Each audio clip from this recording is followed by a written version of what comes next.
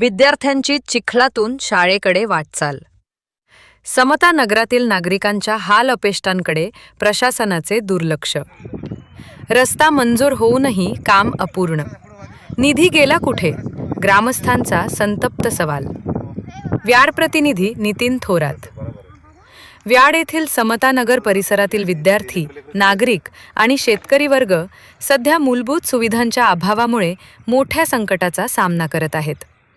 पावसाळा सुरू होताच परिसरातील रस्ते चिखलमय झाले असून शाळकरी विद्यार्थ्यांना दररोज चिखलातून वाट काढत शाळेत जावे लागत आहे.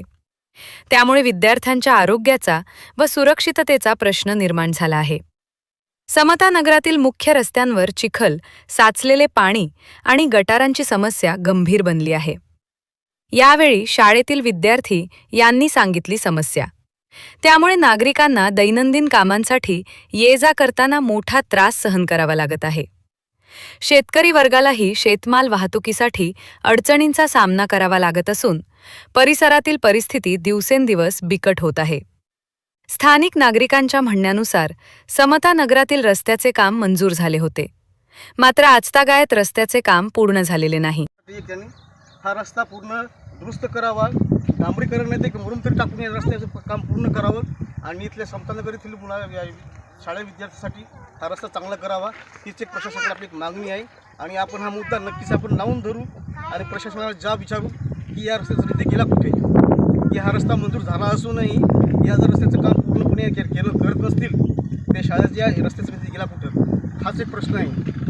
बा तुझं नाव काय? तुझं दीपाली. तुला काय प्रश्न आहे शाळेचा? हॅलो, बघू शकता आपण हा पूर्ण रस्ता हा चिखलानं मागलेला आहे.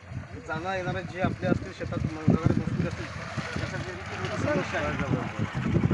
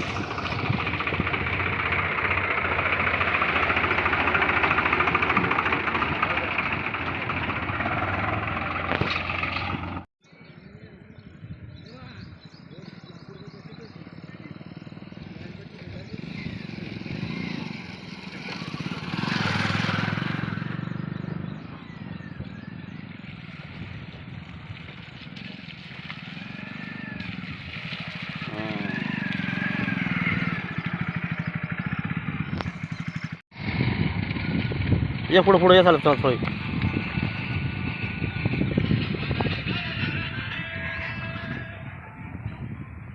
आपण बघू शकता हे शाळेतील विद्यार्थी आहेत.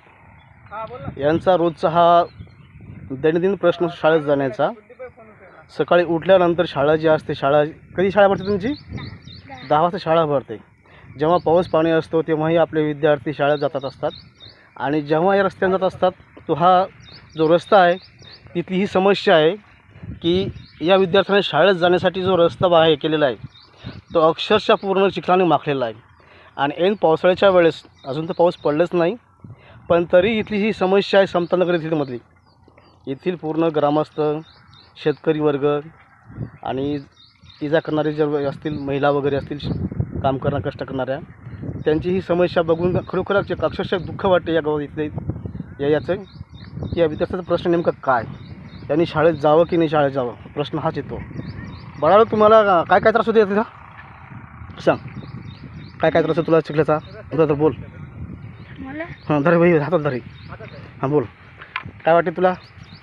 मला वाटते हां हां की शाळेत जाण्याचा रोड व्हावा. रोड व्हावा.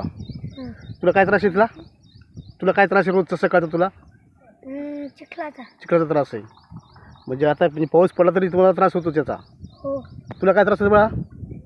मला शाळेत येताना पाऊस पडला की मग रेनकोट नाही, दप्तर नाही, तर अंग भिजते. हां, त्यात चिखलात पूर्ण अंग भिजते.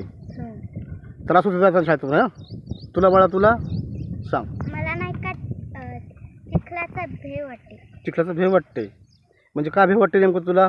आत पडण्याचा भेव वाटते तुला? आत चिखलात पाय पडला तर त्या चिखल्या होतात. चिखल्या होतात. हां, मला तुला काय त्रास होते तुला? बोलता येत नाही. तुला सांग, तू सांग.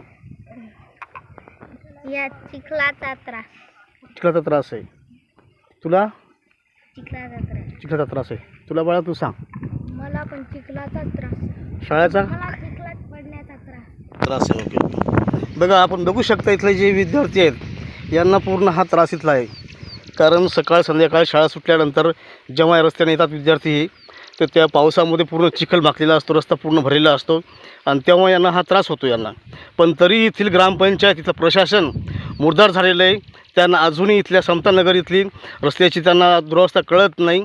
फक्त वोटिंग असेल तेव्हाच फक्त इथे येतात वोटिंग मागायला. आणि जो समस्या आहे शालेय विद्यार्थ्याची, शेतकऱ्याची, त्याच्यावर कोणी आवाज उठवत नाही, कोणी त्यावर प्रश्न मांडत पण नाही.